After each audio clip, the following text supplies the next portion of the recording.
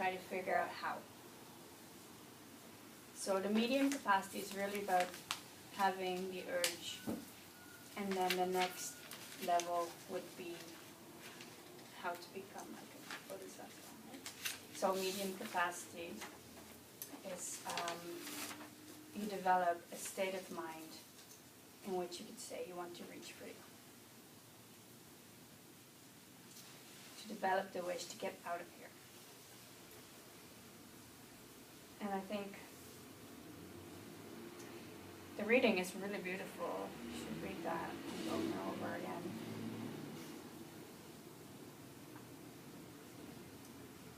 Nice to see you. And so what Turnjit just read is like, allows me to perceive all that's wrong with the seemingly good things of this life. I can never get enough of them. They cannot be trusted. They are the door to every pain I have. All the good things in your life are the door to every pain you have. How does that work? Can I not go to the Starbucks and get something I really like and enjoy it? Isn't that what that says? If you can't, because they're the door to every pain. Except it's based on self-cherishing, which ultimately leads to suffering. And it's going to come to an end. That cup of coffee is going to finish. It's going to end. You Or can still enjoy it. I can still you can enjoy still it. enjoy it, Don't but get attached. I can still Or- enjoy it. but understand where It's kind how of you right. landed that But it's- cup of coffee. And it Right. depends on if you're drinking it to satisfy yourself and your pleasure, or you're drinking it to nourish yourself so that you can serve us. It's some intention like that, right? That makes it different. Is that a thinking of medium scope? We're talking about medium scope now? We are talking about medium scope. We're talking about, can you still enjoy pleasures? Because here it says pleasure is pain. Pleasure equals pain. So I want you guys to understand what that means. Mm-hmm. Why? I mean, you all gave really nice answers. I like what Turnjit said, everything comes to an end. And you always want more, right? Always want more. You have a really nice experience, and the first thing you think, oh, I can't wait for that to happen again, right? you want more, you want it again. We're never satisfied. We have something nice. Maybe first you work somewhere, you get $15 paycheck, and you think per hour, and you think, oh, that's decent, that's good. And then after a few months, you want it to be more, and then when they give you more, okay, that's cool. But then after a while, you want more, right? We always chase after something instead of being content with it in the first place, right? So that's what they're trying to say here is that we're never satisfied. We always want it different. Oh, if I just had this. Oh, you know.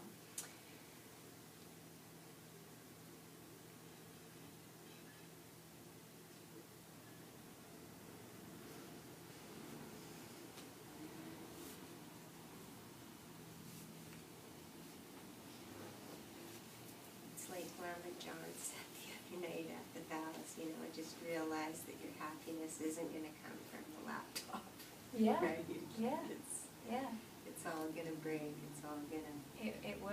go It away. will. Our relationships are everything dear that we love. And it's all Everything. impermanent. Your body, everything. Yeah.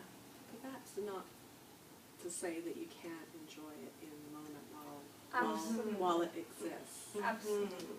Yeah. Because otherwise, Yeah, no, it's not like, then we wouldn't be See- practicing, right? If we weren't rejoicing and eating or... see what happens if when you practice and you do good deeds, they come back to you. Mhm. So your experiences in your day-to-day life gets sweeter and sweeter, and people start to give you stuff that, you know, you can't help it. If you are having a sweet practice, your life is becoming better, right? So shouldn't you enjoy it? Yeah, of course you should enjoy it. But like what was mentioned, know where it's coming from.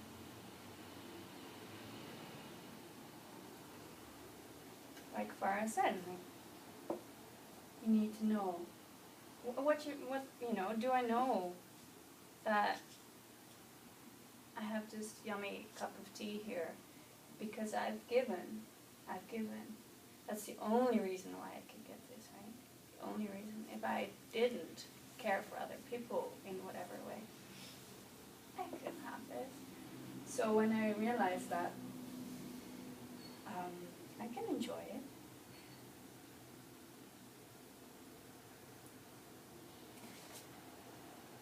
And they're mentioning the Dalai Lama here, and I guess my throat shows that I don't think anybody enjoys himself more than the Dalai Lama. Right? But he has the right attitude. He perceives it as suffering.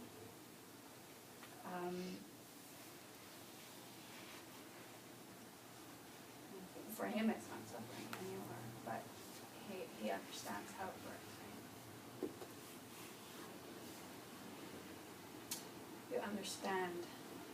You understand the nature of the thing. And they were talking about Mongolian monks, that many of them weren't really keen on being a monk because they really wanted a wife and a family. They wanted a family life. And that's a misunderstanding, right? It's a misunderstanding to think that when you have a wife, that then you can be happy.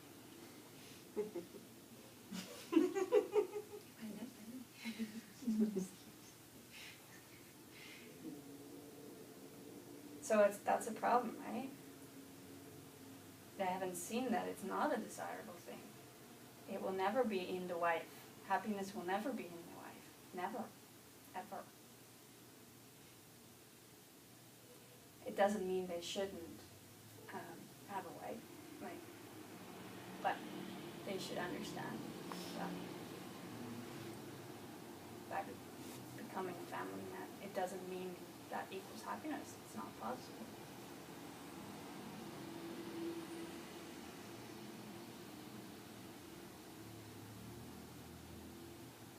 So, who can tell me what samsara is? What is samsara?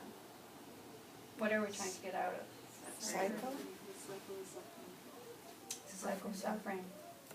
Can somebody be a little bit more Specific. We created by ignorant actions, so we just want or do something that that will just perpetuate its own. It's again suffering, but we don't understand. We act on it, and then we create more of the effect, and then we act again, and it just goes like that. Yeah. Out of ignorance, yeah, we're perpetuating negative karma, and then you're just caught in a cycle. And I think it also, doesn't it also refer to like birth and death? Cycle of birth and death? Sure. Yeah. And what should be in there is that it's forced, right? Forced, yeah. Because of your ignorant actions, you're forced to perceive them. You can't help it, right? So you're forced to take on an impure, Parts, yeah, body. body and mind, dirty mind and body. Mm-hmm. You're forced to take that on over and over, created by your karma. Yeah.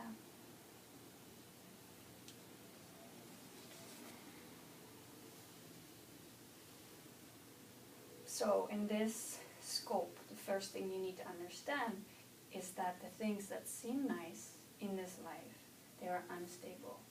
They cause you pain. And they have a way of, a quality of making you dissatisfied. Discontent.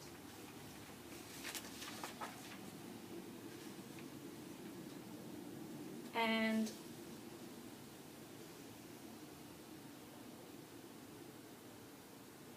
we're talking about ignorance. Do you remember the 3 poisons? What are the 3 poisons? Ignorant, desire, Liking. ignorant, aversion, Disliking and and wrong well-being. ignorance. Yeah, yeah. That's true, both you say. So ignorant, we can say liking and disliking, and then ignorance itself. Which is what's creating the cycle, as you were saying, very nicely. I think when you like something ignorantly, One more word. it means that I think I got this from Starbucks. Starbucks. I get my card out of my wallet, and that brings me this, right? That would be ignorant.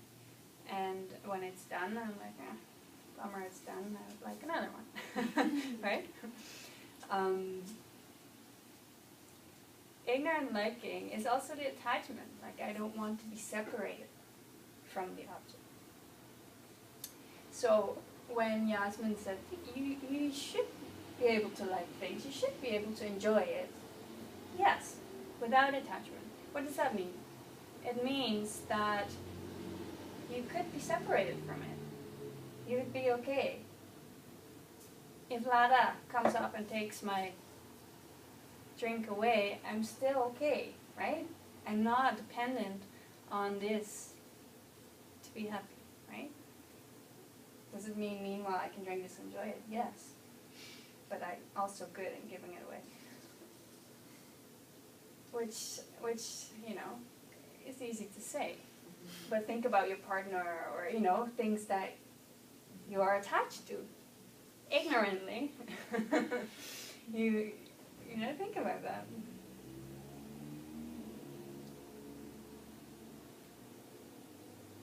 So the definition of desire would be the craving not to lose the object. You want it, you want more, you know it, you want to keep it for yourself.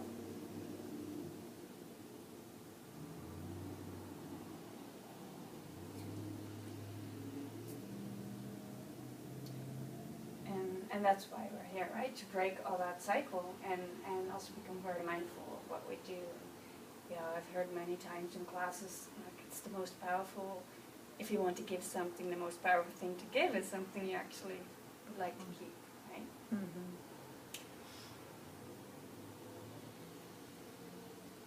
And I would think that is exactly because of this, to break that attachment, to break that habit of always me, I don't want to share, I want to keep it. If I give it away, I'll be unhappy, right?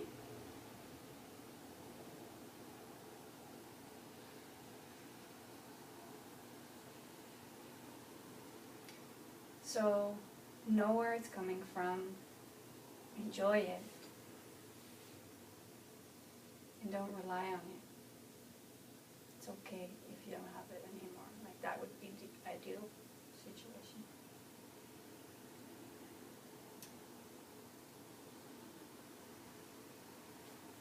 And then, like I said, because we practice being nice and kind, giving, all those things,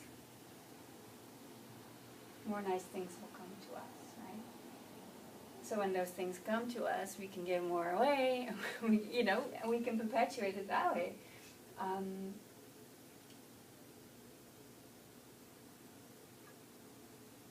that's how you keep it, actually, by giving it away. Then it will keep coming, keep coming. So enjoy that and keep it cycling that way by giving. Just have to make sure that we don't do anything immoral. We don't want to do things that hurt.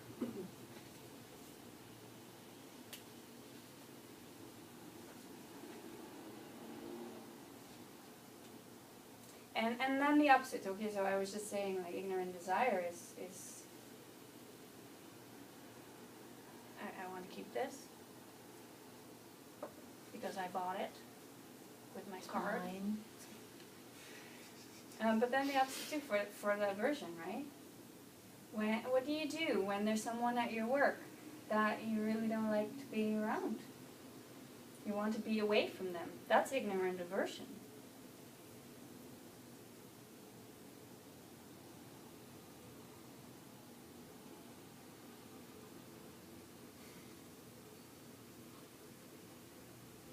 So, what do you do when you have a nasty person that you can't, they're not nice to you. You wanna get away. What are you supposed to do? Kind to them. Be kind to them. Yeah. Are you supposed to, make the time to be around them more? Find to know something? Or are you just kind to them?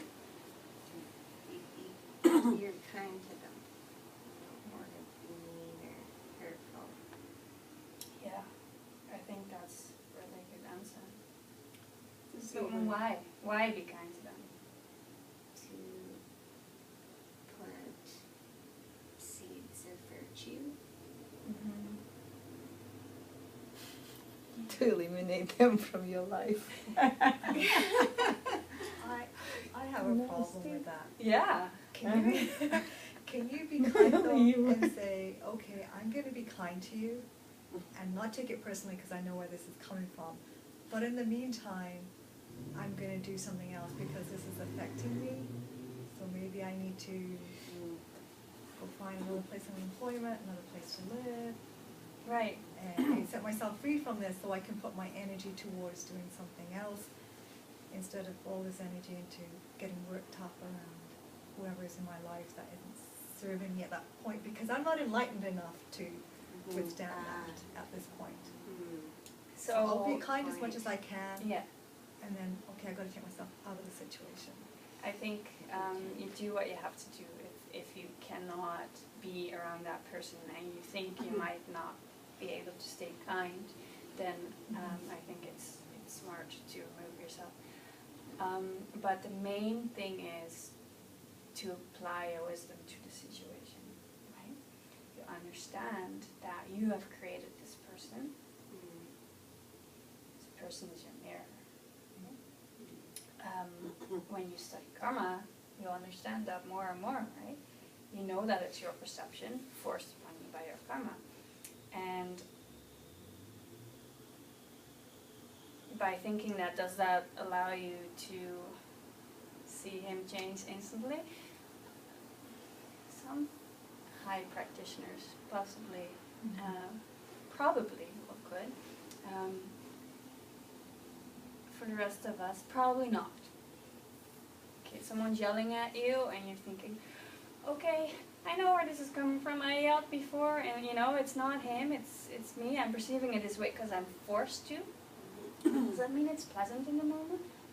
No, it's not pleasant. He's nasty. Nasty in your face. It's not pleasant. But that's okay. You need to try to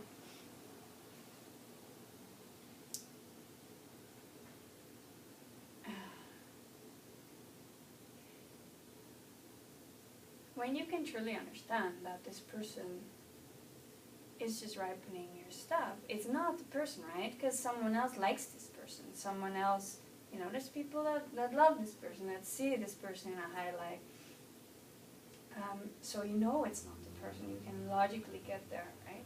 You can understand that you have created this whole situation and they're there to help you burn it up. When you do this, it will transform. It will. This person will either transform for you in a way that all of a sudden you're not bothered by them anymore, even though they're still yelling in the same way, but somehow it's not affecting you. You just feel love and compassion for them. It could change in the way that they move out of town, or you're moving out of town and you don't see them anymore. Like, it could transform in different ways, right? I was in a situation like that, and Mama Marit gave me a piece of advice that was very helpful for me. I did not have the capacity to be kind, so I had to remove myself for the situation. 2 years, I did not interact with that person, but in that entire 2 years, when I did my yoga practice, I dedicated the virtue for that relationship. It's helping me overcome my own stuff, my own triggers. And I don't see that person much, but when I do, it's very different. And it works. Yeah. It's not avoiding the situation if when you're not in the situation, you're working on it somehow. Or Sherry once told me, like, third party perfect, where you designate a third person and you interact with them as if it's that person. You know, when I give something to Marge, may it help that relationship. May I think of giving to them. That helped me a lot. I like that. That's beautiful. Yeah, I like that a lot too. I have another concern. I grew up in this sort of Eastern tradition of karma that you were talking about. And then living in this Western world, it's more about self-empowerment, you know, take yourself out of a situation, empower yourself, tell that person to stop, da-da-da-da-da. And now I'm coming back to hearing this again, and it's kind of difficult for me to kind of bridge the gap between the two cultures. Because one seems to say that you're supposed to take it and see it in a different light, whereas the Western culture is saying, no, you're supposed to stand up for yourself. Especially as women, I find it's really difficult, so kind of caught between these two worlds. But they can blend in together, right? You can stand I up like for other yourself. ideas, yeah. I mean, there's many different routes to go. But the main thing is, through the whole practice, everything you're studying, you're opening your heart more and more, right? So you're going to naturally love more, and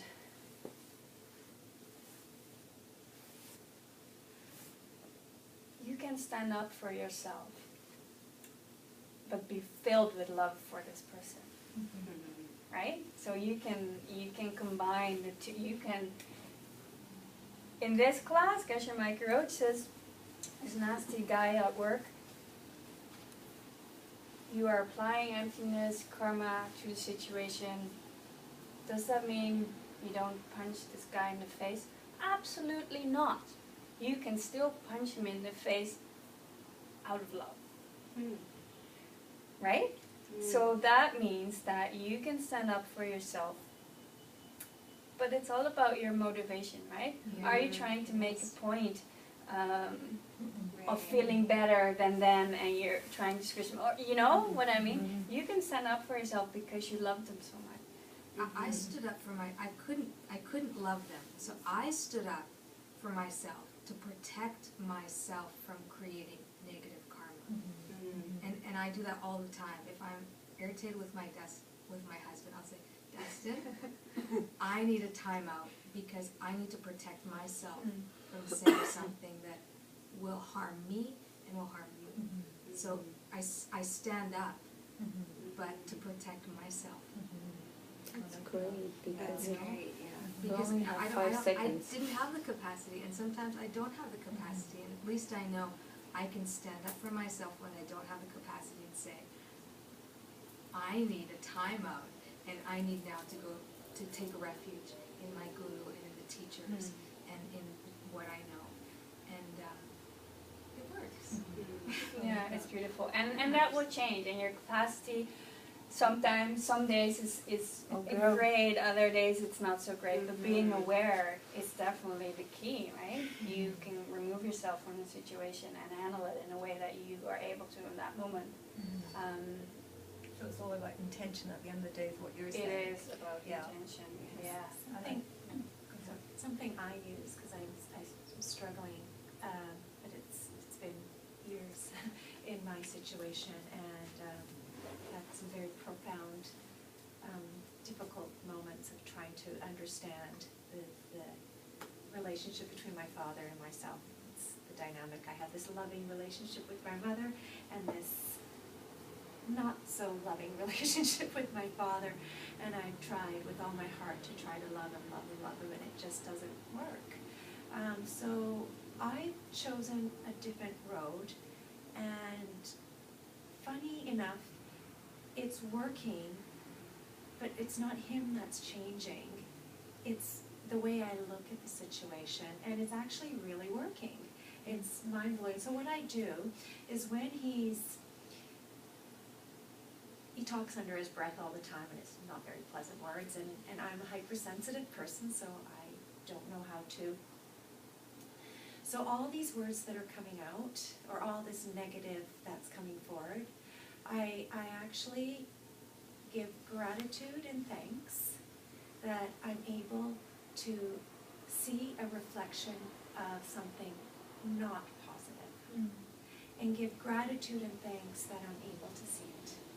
It's only a mirror. I'm only shown it. I don't need to do anything with it. And in that same space, I actually send him love by not saying one word. Sometimes I walk in the house, I don't even say hi to him. And that for me is like heartbreaking, because I want to just grab him, hold him, and tell him I love him, but I can't do that because this is not his character type. Some days I'm like, okay, I think today I can say hi. Hi, Dad. And I'll just walk right by and I'll just say that. Is it who I am? No. But is it this punch type of idea? It is. And it's working, because actually today I stopped by, I had to, for literally 2 minutes because I had to rush here, and he said, he mumbled hello to me under his breath, and I said, okay, good enough, and I left it.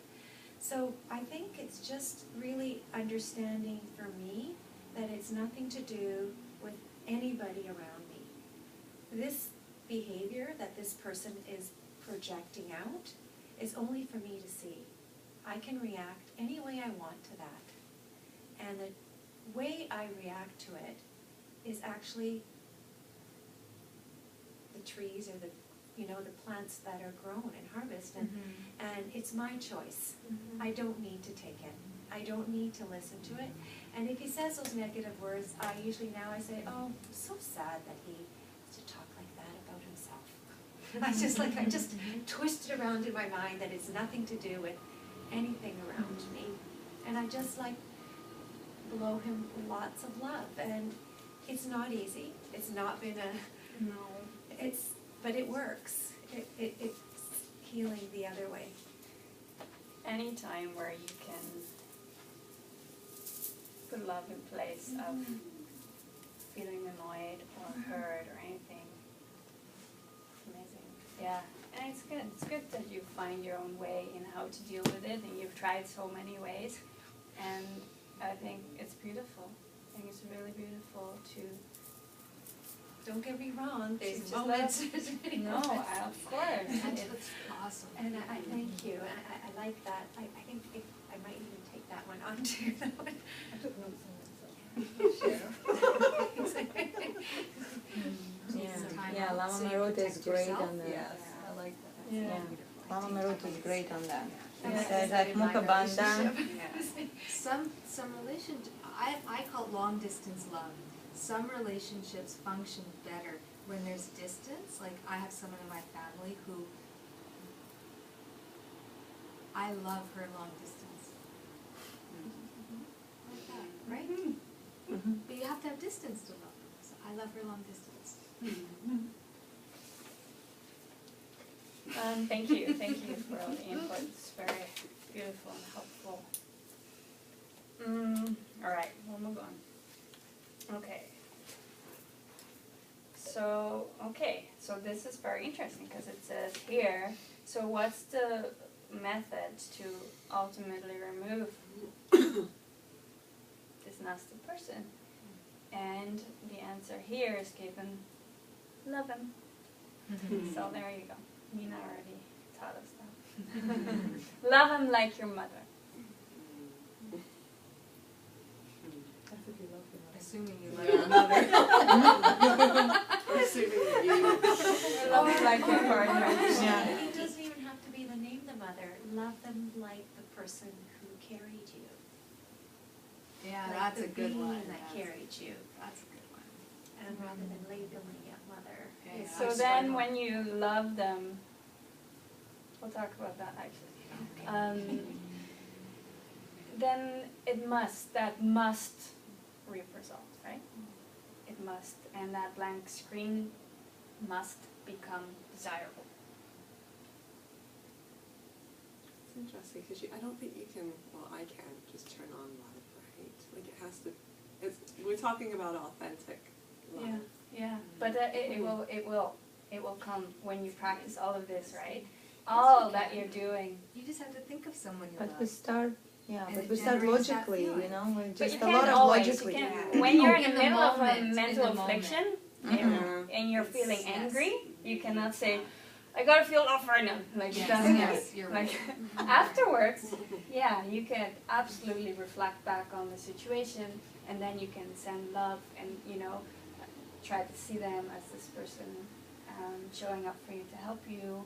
But in the moment, it can be very hard. But in time, that will change. Yeah. Because what we're doing here is we're trying to become enlightened, and what's an enlightened being? You're always in love with everybody. So when you're getting closer to that, you'll become like that, right? You'll just love. You're not concerned about this me that you're trying to protect from evil, No. You is everybody, right? you just love. You become this being of love and bliss. And there's no self-interest there. There's nobody we need to protect. So, yeah, that's the self-interest part is really gets in the way too. Yeah, like when you were talking about you can punch that person Mm-hmm. from a place of love, but it's not for you to feel better. I mean, Exactly. Yeah. obviously, but yeah, it's I struggle with that. That's okay. It's And you really will great. continue to. Yeah, and I will continue to. Like yeah. when it would be appropriate to punch someone? Well, no, not literally. Like just even with words or conversation or something more subtle, like nothing physical, but As you become standing more. up for yourself Yeah. in it. Oh, in I a, see. In a Is in a it, good way, but coming from a place of love, taking care of yourself so that you can become enlightened. but is it that like, because sometimes I think sometimes you have to stand up to protect someone else from harming you. You see, you're not standing up for yourself. Mm-hmm. Okay. You don't need to, Right. but you are being assertive to Yeah. protect them from creating negative karma. So that But you I have to be make- careful with that. So Yes, that yes, I may, and absolutely. I'm not, there. What's self? No I, right? So When you understand the emptiness of yourself more and more, yeah, then you will lose at some point that concept of I need to protect this thing, right? right. Well, yeah. And that will just take time. Okay. But as you are studying, as you're learning, and you're watching your morality, you have vows now, right? So you are Yes. going to learn to Mhm. watch yourself all the Mhm. time. Mhm. And you'll be very good at some point in understanding what you're feeling, what your intention is behind what you're doing, what you're saying. Yeah. Do you want to be seen in a certain light? Like, is that why you're acting a certain way? Right. Like, you'll become very aware, Yeah. and it will help you to act. Yeah. Okay. And when you can see, like, oh my God, I have this pride thing going on. Yeah. And you watch it and you see it, then you can like counter it right away, and you can act in a way that goes against your natural instincts, Mhm. where you want to act in a prideful way, and you'll do the opposite. You act in a really humble, giving way, right? That's how Yeah. you destroy that seed Mhm. of wanting to be seen or wanting Mhm. whatever it is, right? Mhm. By watchfulness, by watching yourself. in place and you destroy your natural tendencies, right? That you've had for countless of eons. I like that. Can I just, because for me, the situation of me not saying hi to my dad is like planting a seed kind of extremely against the morality of who I am. Because I'm a very loving, like I have to hug and kiss everybody. That's me. So it's very, very difficult for me to practice that. It's almost, I feel, but the way I look at it is it's kind of like going to the gym for me. You know, when you first go, you're hurt and you're sore and it's painful and there's no results and, you know, you don't know why you're doing it and you just continue going and you just do increments of like minute, you know, maybe 5, 10, 15, and finally you do it half an hour and you start to see results. And I think that's kind of the way I'm looking at the situation. I've been practicing for about maybe 6 months, this particular one, and it's starting to work. I still don't feel pleasant about it because it's against who I am, but I feel right about it. I feel I'm not planting good seeds, that I'm protecting myself, and I'm giving him all that he can return back at this moment. And I just say thank you, and I leave it. I just leave it. I try to remove it. No, it's good. You're getting a workout. That's good. Yeah. You learn a lot. You're learning a lot. I know. I see that. It's good. It's good. It's hard and it's good. But we all have our own, you know, you have your dad, but we, each of us have our own special person, right? Totally. Yeah. Persons. Yeah, or more. Or more. Thoughts. And you know, what if we didn't have that person? Like, how would you grow? Like, you need them. You need them. Yeah. Until you don't need them. I don't just think so. But then you would be bored. Yeah, I'm okay. No, with because bored. then you're in bliss all the time. So no, you won't Take be it on. bored. You'll be so happy. Okay, I need to move on here. Okay. Okay, I've totally lost like where we. In the medium scope. Medium scope. We're at the So medium sorry. scope. Punch Yeah. type idea. It's the last thing we do, that you can punch them letting me get in my thoughts. Okay, so the medium capacity, we, at this point, you want to gain the wish for freedom from the suffering life, and you're trying to figure out how to get that path of freedom. Okay, those are the two parts of the medium capacity. So we understand that all the pleasures in life aren't going to make us happy. They are the door to every pain I have. We've gotten over that. So then the second part is, how do you gain that path up to freedom? And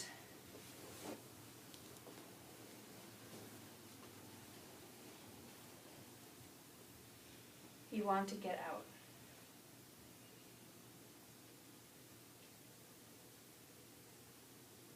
And I think it's important to state that when you want to get out, it doesn't mean you're leaving here, right?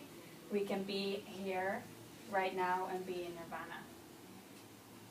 I know it's been said many times in these classes, but it's very possible that there's Buddhas in this room right now, right?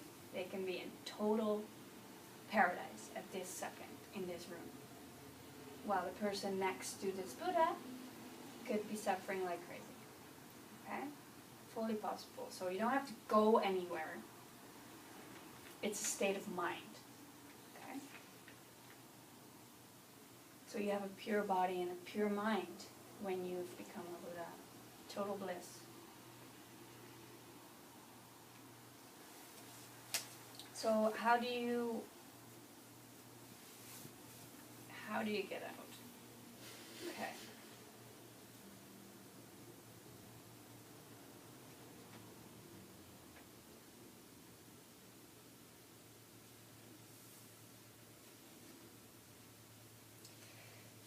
basically keeping your morality. Remember we've spoken about watchfulness, recollection, and meditation. Well, that's what you do for your morality here. So first you find a teacher. You need a teacher. You find someone that is qualified, and then you follow them. Okay. Then you know you're going to die. You know you're not going to be here very long, so you're going to make the most out of this time where you are able to think clearly while your body and everything is still intact to help you do that, right? And you understand that it depends on what I do, hence the karma that I plant.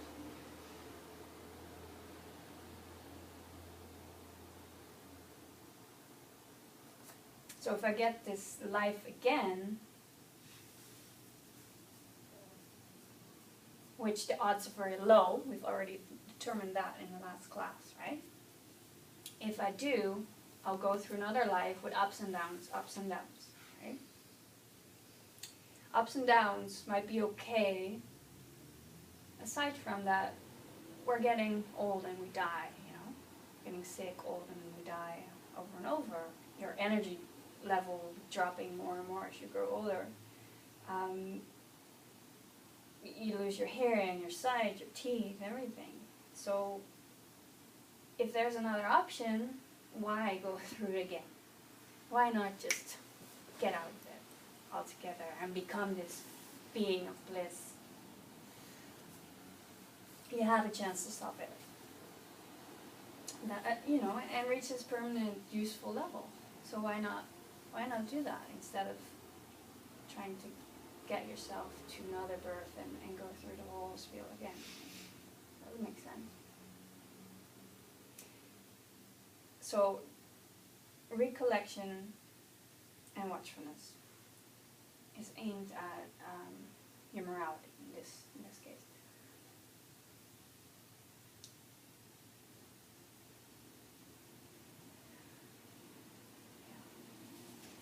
So keeping your vows will help you a lot with that.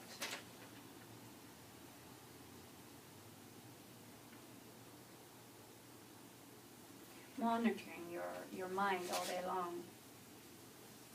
And I should do so, you know exactly, like Farah said, right now I need a timeout. And she can only know that because she's watchful, mindful. If you don't have that, you don't know, you snap. So it's very important to cultivate that watchfulness. And by keeping your book, it will help you a lot. Because 6 times a day you check in and you're creating that habit, right? That habit of thinking that way, watching yourself. So then when you go through your life, you can watch what you say, what comes out of your mouth, what you're thinking, and then you act on that.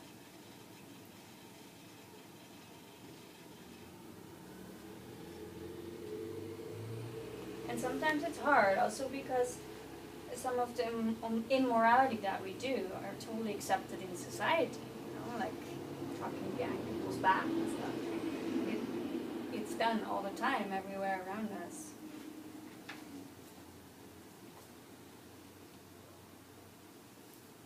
So it can be very challenging, but you have to go against that, right, and not join in. And then understand, why do you see that? I've been in that a lot in my life. A lot of gossip. And I enjoyed it also. So it's Participated. Yeah, oh yeah, yeah. So then, I had to deal with a lot of that and go against that, even though I'm dying to join in. I want to say something too. Like, you don't do it. You don't do it. And then over time, all of a sudden, hey, there's hardly any gossiping anymore, because you're killing it by doing the opposite, and you're creating beautiful thoughts about other people. And when I catch myself judging someone, I'm like, okay, I saw that. And I instantly put another thought to counter that, right? Instead of thinking something negative, then look for something beautiful. And you know, you need to train yourself because you've thought a certain way for many, many years and you've created all those habits, and you need to now create new habits that are beneficial to your happiness and then in turn everybody else's happiness, right? So you need to watch yourself. Watch how you act, watch how you think. Watch how you talk,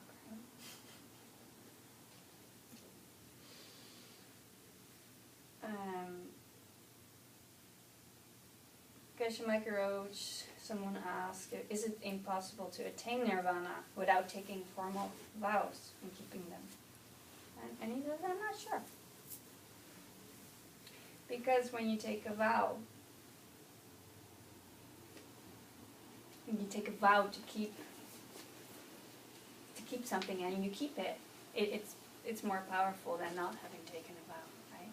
So I think your path will be quicker and more powerful when you have vows and you keep them.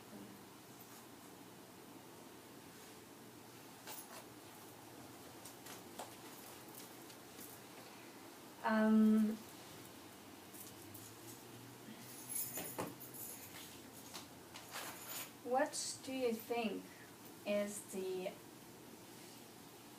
relationship between morality and concentration? You can't concentrate if you don't keep your vows, because you're thinking about all the bad things you did. Or someone Your else conscience is unloading. You can't concentrate. If you keep you're doing nice things all the time, it generates this positive feeling in your heart, and then the mind is so easily settles into a quiet place. Yeah. And Geshe Michael also says there that anger thought can completely destroy your meditation. Yeah. Yeah. That comes up in the meditation. Completely. So it's true. When you have something on your conscience, you can't concentrate. You won't be able to. It just interrupts your. Yeah. I'm just unloading. So you won't be able to achieve shamatha if you haven't purified certain needs, right? And that's why when we meditate, we go through the preliminaries to set you up. You purify first, and then you do your meditation. So how does that lead to concentration?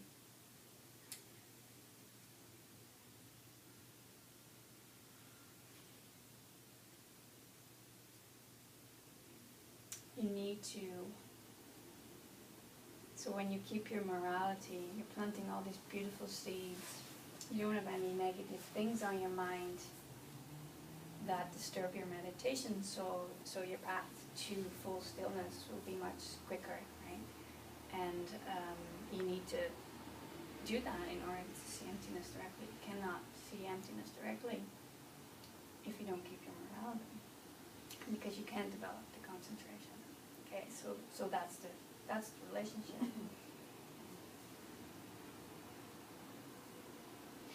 And I think that's also a question in the homework. Let me see.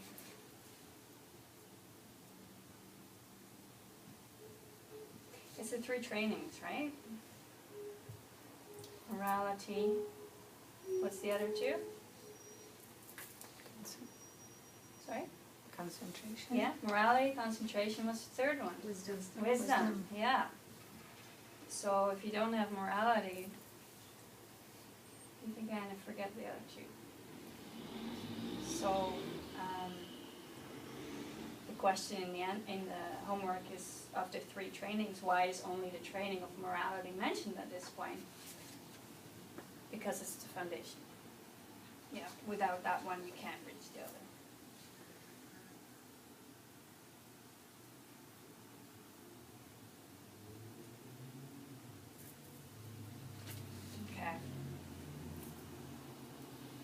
So, in the 6 perfections, isn't there joyful effort before concentration. So that's not joyful effort What about that? is in the six perfections, Yeah. right? And doesn't that come in between morality, concentration, maybe patience in there too? But that's not the 310. No. No. So we sidestep that. They fall into it. They just six It all fall into yeah. 3, But think- this 3 trainings right now is different from that.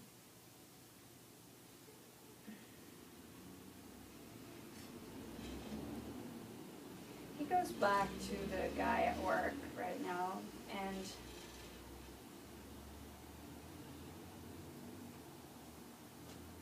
says that this is quite like.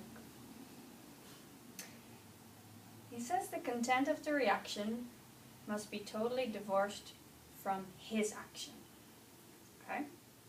So that means you don't do, if he yells at you, you don't yell back out of anger.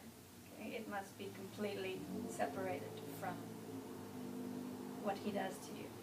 And then he says,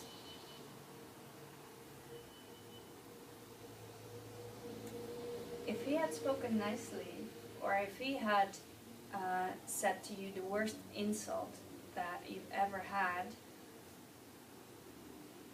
if he hit you or whatever, the reaction of you must be the same.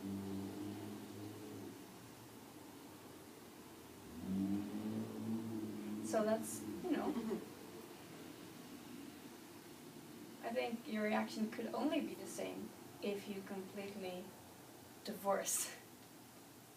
See it as separate, see it as empty. See it as not a personal attack, but see it as a ripening of your karma, and you can love them for that, for ripening that for you. So, and then he says, does it mean you punch him in the face? No, he can. But the intention is the exact same. The way you feel is the exact same as if he would have just said, oh, you're so beautiful and nice. Or if he said, you're the biggest thing on earth, right? You're the way you respond is with the same feeling. Well, that's, that's something to strive for. Right? Because I think a very natural response, is to go into fight or fear or And wanting to protect yourself. Or physiology. Yeah. So. Our egos want to naturally take, that wall, that sort of. I wouldn't say naturally, I'd say condition. Condition, yeah. Condition, because Yeah, I think naturally we're wired for love. Yeah. I really Mm. think. I think we're conditioned Yeah. for eons. Well, I In can some from sort of babies, ways. when a Yeah. baby's But- born, it doesn't know. Naturally, Exactly. it's not natural, it's conditioned But then response. it's, I don't know. yeah, it's kind of Because like if you nurture look in the nature. wild with Humans are But not, we talked humans about we're are forced. a different class than animals. But we also have nervous systems that kick into sympathetic, which is fight or flight when we feel threatened. But you can change that. Mm-hmm. You can change it by But by our heart creating new is- habits and hardwired. and Our practicing heart is compassion hardwired. and all that. Yeah. So if you understand emptiness, if you really understand emptiness, you would never hurt them back. So that's your job, to really understand karma and emptiness. Because if you do, you wouldn't try to protect this thing that you think is me, which doesn't even exist, the way we think of it. So yeah, I'm just gonna keep going, because otherwise we'll never. I thinking Just something. It's sitting right It's there. right there. Remember put it right there. It's actually a question regarding, if Okay. you feel sick to your stomach Yeah, by doing that, yeah. is that going against the grain of your morale? If In you're your getting karma? sick to your stomach, it's also just a ripening, It yeah. because It's you nothing have to do created with that. the- You've created this karma to ripen. You know, you've put that in place before, or you've heard other people, and that's all that's happening. It has nothing to do with the person in front of you. You know, it could have been triggered by your dog.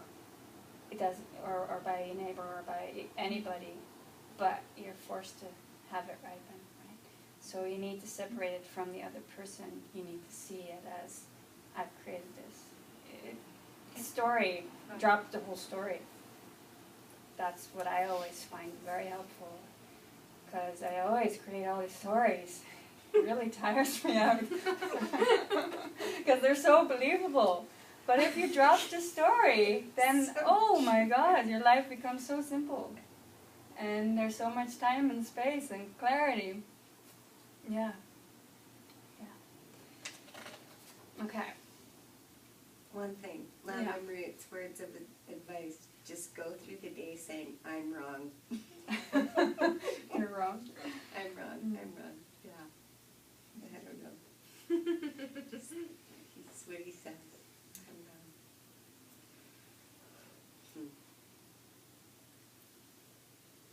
wrong. Okay. So we need, where is your seeds, where is your nirvana going to be planted? You know? How are you going to create nirvana? It's got to be here. It's got to be with the people that trigger you. It's got to be with the people that don't trigger you. You know, it's got to be in your life as it is right now. Where else is it going to be? So you use those people. And I think start to get really magical. I had this really interesting thing happen this week, and I felt like it was all just one big setup, you know. I walked my kids to school a couple days ago, and on the ground was a big check. So I pick it up, and it was written to Chris Engel, Mom. And it was a check for $400, and it said for a sound or something, and they were filming actually around the corner from your house, right? So I figured it must be somebody involved in that. So I'm all excited because I'm on a mission, right? I think this is so exciting because I feel like this undercover superhero. We're gonna get to the bottom of this check. I'm going to find this person when I return it. And he's going to have all his money, and I'm going to be so happy, right? So I'm on this mission, and I'm trying to, you know, Google is helpful, and I find this person's website, but I can't contact him, and I send a few messages to emails that were there, and they all bounced back, so I couldn't get to him. And then I thought, okay, I'll call the people. First, I emailed the people that actually wrote the check, bounced back. So, okay, I'm going to phone them. And then I phoned them, and he's like, oh, we were waiting for your call. And you better call Chris. I'm like, okay, I'll call Chris. And they gave me his number. And then Chris answers. And he answers like he knew I was calling. And it was 1 second after I phoned the other people, so he could not have known from them. He's like, hey! There you are. I'm like, hi. It's Mariska. I found this check. He's like, oh, yes, great. I was waiting for this. And you know what? You can rip it up right now because it's already stopped. So thank you so much for all your effort, and this is great. And so after a couple hours, I looked at the check again. I'm like, oh my God. His last name in Dutch means angel man. So I felt like I was in this big setup, you know, of these angels trying to set me up to collect this virtue, right? Yeah. So that's very beautiful. And, you know, this was kind of out of proportion, a little bit crazy, but you can see it like that all the time, right? Everybody who's helping you collect virtue in any kind of way, like, see them, they're out there to help you, right? And negative or positive, the way it feels to you, they are helping you. And you have created them. Yeah. Awesome story. Yeah, I love that. It was so cool. All right, so now it's the medium capacity. You're keeping your morality.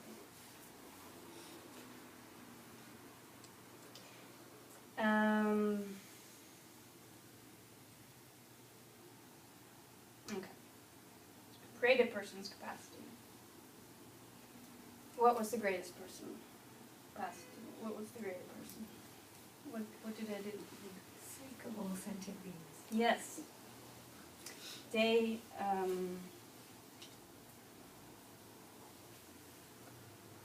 they're bodhisattvas.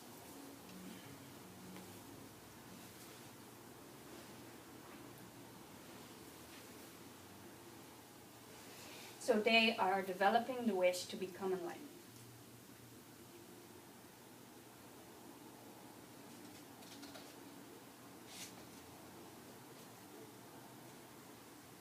For the sake of all sentient beings. Yes, they want to help others.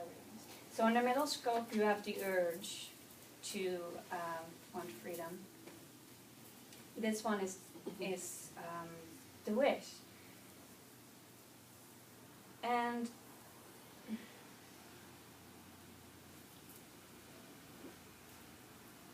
okay, so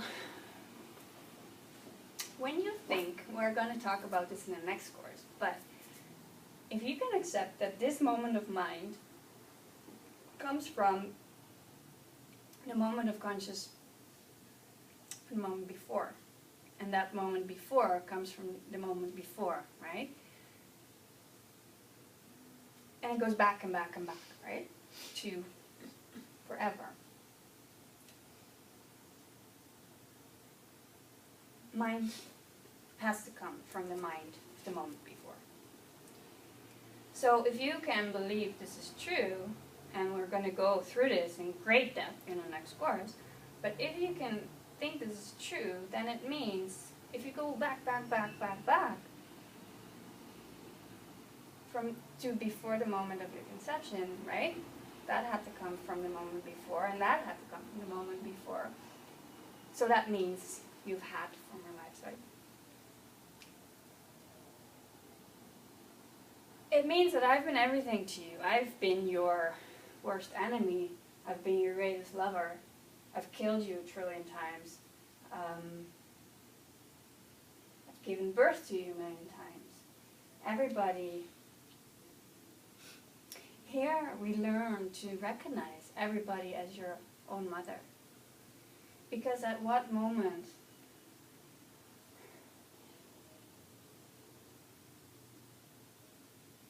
when do you cut it off? Like,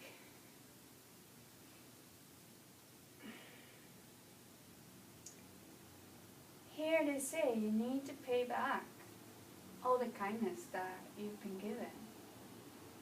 And at what moment is a mother not your mother anymore?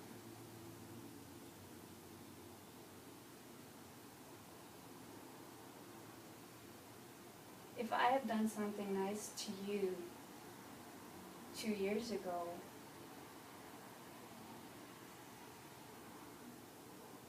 does that make it less good?